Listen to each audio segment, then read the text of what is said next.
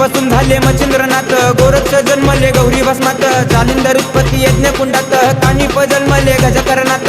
अलख निरंजन नवनाथाय नमः, अलख निरंजन नवनाथाय नमः, अलख निरंजन नवनाथाय नमः, अलख निरंजन नवनाथाय नमः.